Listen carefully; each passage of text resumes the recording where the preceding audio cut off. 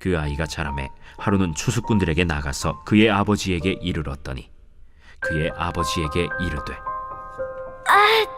내 머리야, 내 머리야. 하는지라. 그의 아버지가 사환에게 말하여 그의 어머니에게로 데려가라.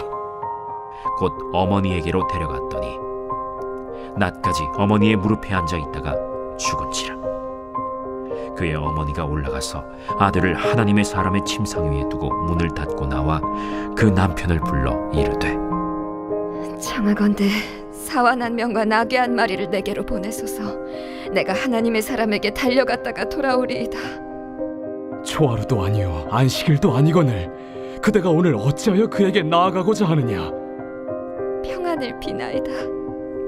이에 나귀의 안장을 지우고 자기 사환에게 이르되 몰고 가라. 내가 말하지 아니하거든 나를 위하여 달려가기를 멈추지 말라. 드디어 갈멜산으로 가서 하나님의 사람에게로 나아가니라. 하나님의 사람이 멀리서 그를 보고 자기 사환 게하시에게 이르되 저기 수렘 여인이 있도다. 너는 달려가서 그를 맞아 이르기를 너는 평안하냐? 네 남편이 평안하냐? 아이가 평안하냐 하라. 평안하다 하고 산에 이르러 하나님의 사람에게 나아가서 그 발을 아는지라. 게하시가 가까이 와서 그를 물리치고자 하매 하나님의 사람이 이르되 가만두라. 그의 영혼이 괴로워하지만은 여호와께서 내게 숨기시고 이르지 아니하셨도다. 내가 내 주께 아들을 구하더이까. 나를 속이지 말라고 내가 말하지 아니하더이까. 엘리사가 게하시에게 이르되 내 허리를 묶고 내 지팡이를 손에 들고 가라. 사람을 만나거든 인사하지 말며 사람이 내게 인사할지라도 대답하지 말고 내 지팡이를 그 아이 얼굴에 놓으라. 여호와께서 살아계심과 당신의 영혼이 살아계심을 두고 맹세하노니 내가 당신을 떠나지 아니하리이다. 엘리사가 이에 일어나 여인을 따라가니라. 게하시가 그들보다 앞서가서 지팡이를 그 아이의 얼굴에 놓았으나 소리도 없고 듣지도 아니하는지라. 돌아와서 엘리사를 맞아 그에게 말하여 아이가 깨지 아니하였나이다. 엘리사가 집에 들어가 보니 아이가 죽었는데 자기의 침상에 눕혔는지라. 들어가서는 문을 닫으니 두 사람뿐이라. 엘리사가 여호와께 기도하고 아이 위에 올라 엎드려 자기 입을 그의 입에 자기 눈을 그의 눈에 자기 손을 그의 손에 대고 그의 몸에 엎드리니 아이의 살이 차차 따뜻하더라. 엘리사가 내려서 집안에서 한 번 이리저리 다니고 다시 아이 위에 올라 엎드리니 아이가 7번 재채기하고 눈을 뜨는지라. 엘리사가 게하시를 불러 저 수렘 여인을 불러오라. 곧 부름에 여인이 들어가니 엘리사가 이르되 내 아들을 데리고 가라. 여인이 들어가서 엘리사의 발 앞에서 땅에 엎드려 절하고 아들을 안고 나가니라. 엘리사가 다시 길갈에 이르니 그 땅에 흉년이 들었는데 선지자의 제자들이 엘리사의 앞에 앉은지라. 엘리사가 자기 사환에게 이르되 큰 솥을 걸고 선지자의 제자들을 위하여 국을 끓이라. 한 사람이 채소를 캐러 들에 나가 들포도 덩굴을 만나 그것에서 들호박을 따서 옷자락에 채워가지고 돌아와 썰어 국 끓이는 솥에 넣되 그들은 무엇인지 알지 못한지라. 이에 퍼다가 무리에게 주어 먹게 하였더니 무리가 국을 먹다가 그들이 외쳐 이르되 하나님의 사람이여, 솥에 죽음의 독이 있나이다 하고 능히 먹지 못하는지라. 엘리사가 이르되 그러면 가루를 가져오라. 하여 솥에 던지고 이르되 퍼다가 무리에게 주어 먹게 하라. 하매 이에 솥 가운데 독이 없어지니라. 한 사람이 바알 살리사에서부터 와서 처음 만든 떡 곧 보리떡 20개와 또 자루에 담은 채소를 하나님의 사람에게 드린지라. 그가 이르되 무리에게 주어 먹게 하라. 그 사환이 이르되 내가 어찌 이것을 100명에게 주겠나이까? 무리에게 주어 먹게 하라. 여호와의 말씀이 그들이 먹고 남으리라 하셨느니라. 그가 그들 앞에 주었더니 여호와께서 말씀하신 대로 먹고 남았더라.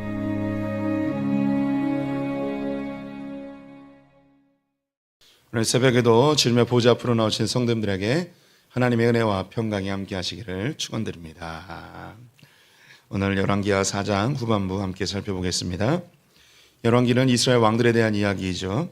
하지만 이것은 이스라엘 고대 왕의 역사를 다룬 것이 아니고 왕 같은 제사장으로 부름받은 우리들을 위한 복음의 메시지입니다. 다윗이 죽은 이후 솔로몬이 왕이 되었으나 그는 하나님의 말씀에서 멀어지게 되었고 우상 숭배의 길로 가게 되었습니다. 하나님의 이스라엘 백성들을 주님께로 돌이키기 위하여 나라를 두 개로 나누시죠. 북쪽의 10개 지파를 여로보암에게 맡기셔서 북이스라엘로 하고 남쪽의 유다 지파와 베냐민 지파를 르호보암에 맡겨서 남유다가 됩니다. 안타깝게도 두 왕은 우상 숭배의 길로 가게 되었는데요. 여로보암은 백성들의 마음을 얻고자 금송아지 두 개를 만들어서 단과 베델에 놓아 우상 숭배의 길을 열어주었고 르호보암은 그의 어머니가 암몬 여인이어서 우상 숭배를 자행하게 되었습니다. 다행히 남쪽 유다는 아사 왕과 여호사밧 왕이 들어서며 우상을 제거하고 하나님의 말씀대로 나라를 통치하려고 애를 썼습니다. 반면 북쪽 이스라엘은 왕조가 여러 번 바뀌며 더욱 심하게 우상 숭배의 길로 가게 됐는데요. 그중에 아합 왕이 가장 악한 왕으로 등극을 합니다. 그는 시돈의 공주였던 이세벨과 결혼하며 바알의 선지자들과 아세라 선지자들을 가지고 들어와 전국적인 우상 숭배를 자행하게 하였습니다. 이제 하나님의 말씀을 더 이상 듣지 않는 아합 왕을 위해서 하나님은 엘리사 선지자를 통하여 여러 기적들을 동원해서 그를 하나님께로 돌아오고 백성들의 마음을 하나님께로 돌이키기 위하여 분투하시죠. 그러나 이 엘리사 때에 이스라엘 백성들이 하나님께로 돌아오지 않고 더 주님과 멀어지게 되었습니다. 엘리사가 승천하는 모습을 보여주는데요. 이것은 하나님의 영광이 이스라엘에게서 떠나는 모습이었습니다. 하지만 그의 제자 엘리사가 갑절의 영감을 달라 하며 장제의 직분을 받아 이 이스라엘을 깨우는 그 일을 자기가 맡아서 감당하겠노라고 결단을 하죠. 하나님께서 엘리사를 들어 이스라엘을 깨우는 일을 다시 진행하십니다. 이전에 엘리야는 왕들을 찾아가며 하나님께로 돌아오기를 요청하는 그런 메시지를 주로 던졌습니다.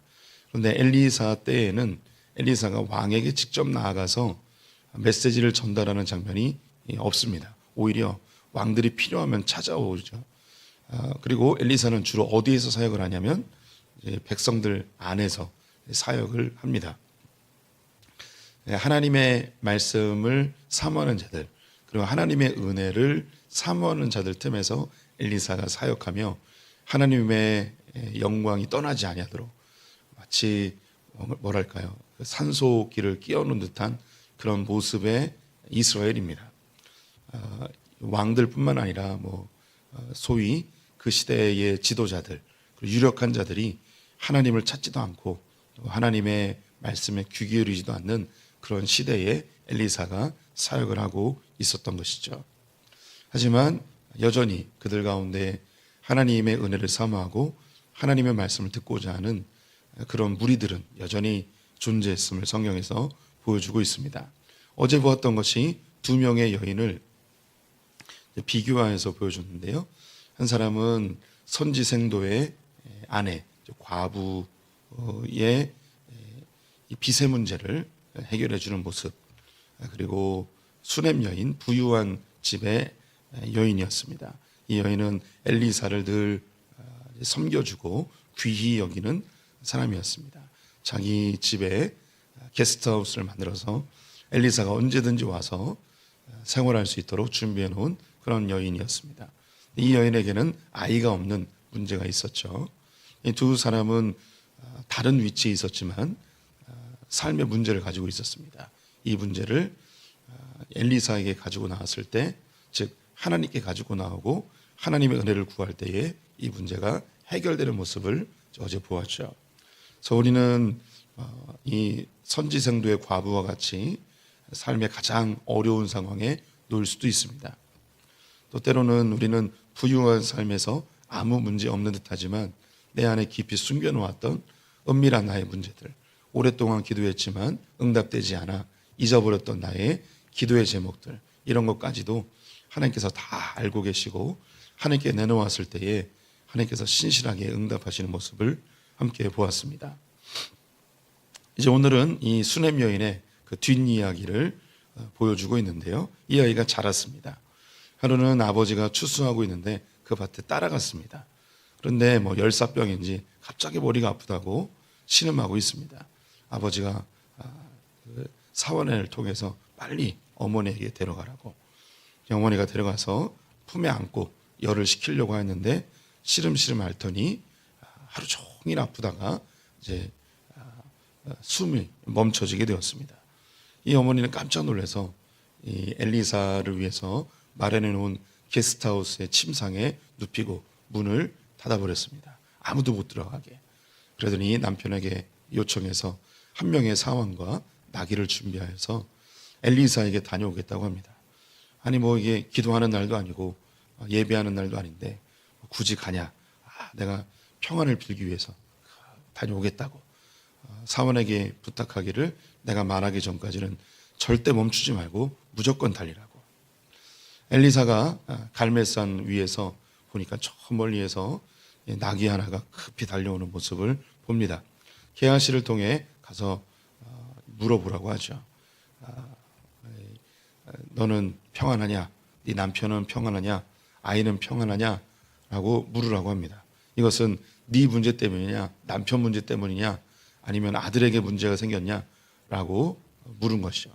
근데 이 여인은 평안하다 이야기하며 게하시에게는 자기의 문제를 고백하지 않습니다. 갈멜산 위에 올라와서 엘리사를 보자마자 다리를 붙들고 통곡을 하기 시작하죠.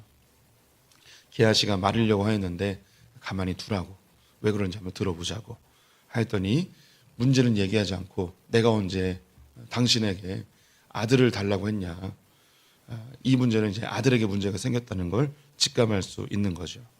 아들에게 문제가 생겼구나. 그래서 게하시에게 바로 시켜서 지팡이를 주고 네가 먼저 좀 달려가서 이 아이 얼굴에다가 머리에다가 이 지팡이를 놓으라고 뒤따라 가겠다고.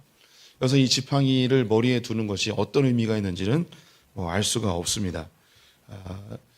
그런데 이 지팡이를 가지고 간 이 게하시는 주인의 명령대로 행하였고 그가 숨을 쉬지 않고 또 아무 요동도 하지 않는 죽었다는 상태를 엘리사에게 알려주었습니다.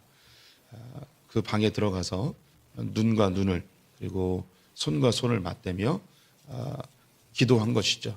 그래서 자기의 숨을, 자기의 생명을 그 아이에게 전달하는 듯한 손과 손을, 얼굴과 얼굴을 대고 그게 기도하였습니다. 몸이 점점 따뜻해지는 것을 느끼고 또다시 한 번 더 얼굴을 대고 손을 대고 기도한 거죠. 그랬더니 이 아이가 7번 재채기를 하며 깨어나게 되었습니다.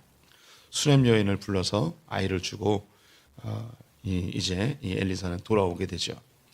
이 사건에서 보여주는 이 중요한 메시지는 이 엘리사가 생명을 살릴 수 있는, 죽은 사람도 살려낼 수 있는 그런 어마어마한 그런 선지자임을 보여주고 있습니다. 우리 인생 중에 만날 수 있는 가장 큰 문제, 가장 큰 위기는 죽음이겠죠. 가장 사랑하는 사람의 죽음은 우리가 만날 수 있는 가장 큰 고통일 것입니다. 근데 이 가장 큰 문제, 인생에서 만나는 가장 이 절박한 문제를 이 엘리사가 해결해 주었습니다. 이 이야기는 삽시간에 전국적으로 퍼졌겠죠. 그런데 여기서 죽은 자도 살려낼 수 있는 이 엘리사를 아무도 찾지 않습니다. 이스라엘 가운데 왕이나 귀족이나 소위 지도자들은 엘리사를 찾지 않습니다. 이 뒤에 바로 흉년이 듭니다. 흉년 앞에서 왕이 이 엘리사를 찾지 않습니다. 이런 국가적인 위기 앞에 이 왕이나 또 지도자들이 하나님을 찾지 않는 거죠. 하나님께 나오지 않는 거예요. 이 수넴 여인의 아들을 살려낸 이 사건은 삽시간에 전국적으로 퍼졌을 것이고, 야, 엘리사가 죽은 애도 살려냈대 라는 그 이야기를 분명히 들었을 거예요. 그럼에도 불구하고 자신들의 문제를 하나님께 가지고 오지 않는 이 당시의 왕과 지도자들의 모습을 간접적으로 보여주고 있죠. 바로 그 뒤에 흉년이 들었습니다. 문제가 생긴 거죠. 국가적 문제예요. 이때에 먹을 것이 없어서 이 엘리사는 선지 생도들을 위해서 이 솥에다가 물을 붓고 국을 끓이라고 합니다. 그래서 이 국에다가 집어넣을 들포도 덩쿨을 가지고 오게 되었는데 이 들포도 덩쿨 사이에 들호박이 따라 들어오게 되었습니다. 이 들포도 덩쿨, 우리 성도님들이 이 포도나무를 보신 적이 있을 거예요. 덩쿨 식물이잖아요. 그래서 우리가 재배하는 좋은 덩쿨 말고 그냥 들이나 산에 이 포도 덩쿨이 있는 거죠. 이걸 뜯어와서 삶아서 국으로 먹었습니다. 우리로 이해하면 칡넝쿨 정도로 생각하면 되겠습니다. 그래서 칡뿌리 깨가지고 거기 삶아서 그 국물 우러나온 걸 그걸 먹는 건데 너무너무 먹을 게 없으니까 이거라도 먹은 거죠. 그런데 여기 이제 들호박이 딸려 들어왔습니다. 우리 성도님들이 호박을 또 보신 적이 있죠? 호박도 덩쿨 식물이에요. 그래서 이스라엘에서는 이 들포도덩쿨하고 들호박덩쿨하고 섞여 있으면 헷갈린다고 합니다. 그래서 들포도덩쿨을 뽑다가 들호박덩쿨까지 같이 들어오게 된 거죠. 이 들호박덩쿨에는 노란색의 호박이 이렇게 맺힌다고 해요. 열린다고 해요. 그래서 이게 먹을 수가 없어서 이스라엘 사람들은 소돔의 사과라는 별명을 붙인다고 합니다. 독이 들어있는 거죠. 근데 이 들포도덩쿨을 수거해서 가지고 오던 사람이 이 호박덩쿨이 그 안에 딸려 있었고 거기에 이 호박도 같이 있었던 거예요. 그래서 그걸 넣고 삶았더니 이 들호박에 있었던 독이 국에 퍼져서 먹을 수 없게 된 거죠. 그래서 기근이 계속되었고 이제 겨우 솥에다가 사람이 평상시에는 먹지 않는 그런 것을 집어넣어서 먹었는데 거기에 독이 퍼져서 이것마저도 먹을 수 없으니 얼마나 낙심이 되겠습니까? 뭐 설상가상인 거죠. 먹을 것도 없어서 겨우 들포도덩쿨을 어떻게 하나 구해와가지고 이거 끓였는데 이것도 먹을 수 없는 상황이 됐습니다. 여기 엘리사가 가루를 넣었더니 이 가루는 밀가루일 가능성이 제일 높습니다. 가루를 넣었더니 이것이 먹을 수 있게끔 바뀌게 되었습니다. 이 엘리사가 엄청나게 큰 먹을 것을 갖다 주었으면 더 좋았겠지만 그들의 문제, 먹고 사는 문제를 해결해 주는 엘리사의 모습을 보여주죠. 그 뒤의 모습은 바알 살리사라는 곳에서 한 사람이 자기가 얻은 보리떡과 채소들을 가지고 이 엘리사에게 찾아왔습니다. 기근이 아주 심한데 먹을 것도 없는데 한 사람이 엘리사를 찾아와서 제가 귀하게 얻은 보리떡 20개와 그리고 올해 참 이 기근이 심함에도 불구하고 이렇게 채소를 수확을 했습니다. 선지자님께 이걸 드리고 싶습니다. 드렸어요. 그래서 그 같이 생활하는 선지 생도들과 이걸 나누어 먹죠. 근데 이 사원이 얘기하기를 아니 이걸 어떻게 100명에게 나눠 먹을 수 있습니까? 한두 명만 먹어도 다 먹을 텐데 걱정하지 말고 나눠줘라. 그랬더니 오병이어의 사건처럼 양이 많아지면서 남기까지 하였습니다. 국가적인 위기의 상황에서 먹는 문제 때문에 들포도덩쿨을 뜯어 먹어야 되는 그런 위기의 상황에 놓였습니다. 이때에 이름이 밝혀지지 않은 한 사람이 이 엘리사와 선지 생도들을 위해서 자기도 먹을 것이 부족함에도 불구하고 갖다 주었더니 먹고 남는 놀라운 역사가 일어나게 되었죠. 이 북이스라엘은 하나님이 엘리사를 통하여 많은 이적들을 일으킬 그리고 그 나라를 살릴 계획을 가지고 계셨습니다.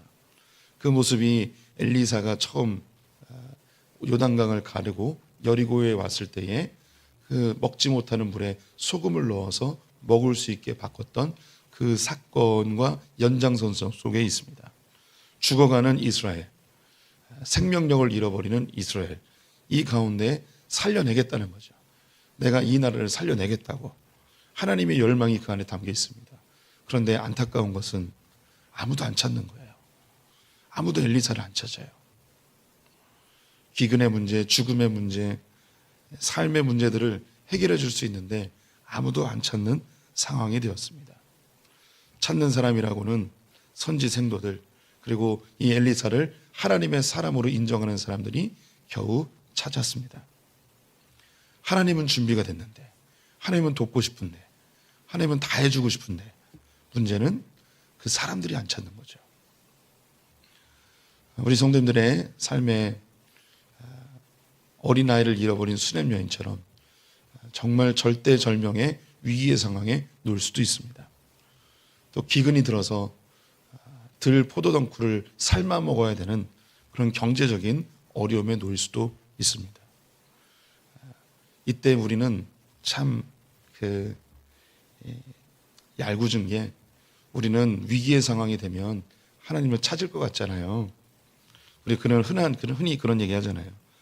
부유해지면 하나님 안 찾고, 가난해지면 하나님은 찾고, 문제 없으면 하나님 안 찾고, 문제 있으면 하나님은 찾고, 이런 얘기 하잖아요. 네, 이것도 믿음이 있는 사람들에게는 해당이 됩니다. 그런데 점점 믿음이 없어지면 삶의 중요한 위기의 상황에 놓였음에도 불구하고 하나님을 안 찾아요.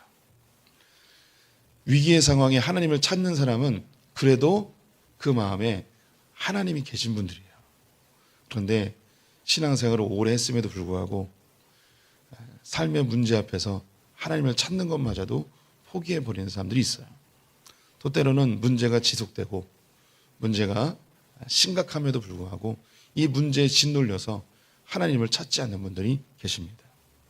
우리 성도님들도 신앙생활 하시면서 어떤 지체들을 보며 저 하나님을 붙들어야 되는데, 하나님께 나와야 되는데, 분명히 기도해야 될 때인데 기도하지 않고 있는 분들을 발견할 때가 있습니다.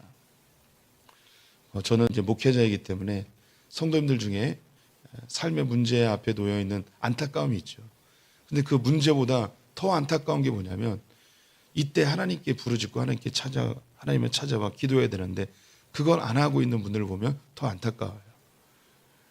아니, 이 문제면 금식이라도 해야 되는데, 이런 문제라면 작정 기도라도 해야 되는데, 이런 문제라면 새벽에 나와서 하나님께 무릎이라도 꿇어야 되는데 어떻게 되겠지 하며 마치 하나님이 안 계신 것처럼 손을 놔버린 분들을 볼 때가 있습니다. 그리고 이 문제를 해결하기 위해서 이 방법 저 방법 찾아다니는 그런 분들을 보게 되죠. 이제 이 뒤에 나오게 돼요. 국가적인 문제가 발생했을 때 하나님을 찾지 않고 이리저리 돌아다니는 그런 왕들의 모습이 나타나게 됩니다. 하나님은 우리 성도님들을 돕고 싶어 하십니다. 그런데 하나님은 언제 도우시는가? 우리가 하나님께 찾아 나와 기도할 때 도우십니다. 마태복음 6장에 보면 그 주기도문이 나오게 되는데, 주기도문 앞에 그런 구절이 있어요. 아버지께서 너희가 쓸 것을 이미 다 아신다라는 말씀이 있어요. 하나님 우리의 필요를 다 아세요. 그런데 우리에게 안 채워주세요. 기다리세요. 언제까지 기다리느냐? 우리가 하나님께 무릎 꿇고 기도할 때까지.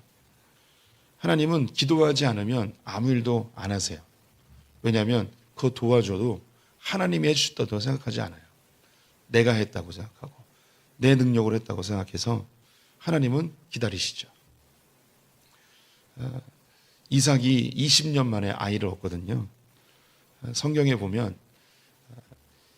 하나님이 이삭의 기도를 기다리는 듯한 그런 문장이 나와요. 20년 동안 아이가 없었으면 빨리빨리 기도해야 될 거 아니에요? 그런데 성경에 뭐라고 되어 있냐면, 이삭이 여호와께 자녀를 위하여 기도하였더니 잉태케 하였더라, 이런 구절이 있어요. 그 전까지 기도하지 않다가 하나님께 기도하였더니 그때서야 비로소 잉태케 하시는 하나님의 모습을 보여주시죠. 이삭의 기도를 기다리신 거예요. 하나님은 너무너무 주고 싶은데 하나님을 찾지 않는 이삭의 모습이 기록이 되어 있는 거죠. 하나님은 우리 성도님들 너무너무 돕고 싶어 하십니다. 찾고 구하고 두드리면 주님은 응답해 주십니다. 문제는 뭐냐? 우리가 찾지 않고 구하지 않고 두드리지 않는다는 거죠.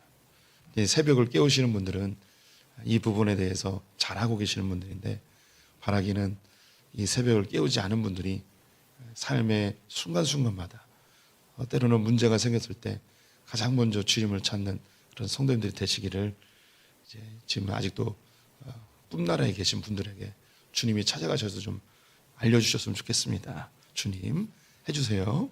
예. 지금 새벽에 오신 분들은 잘하고 계십니다. 칭찬합니다.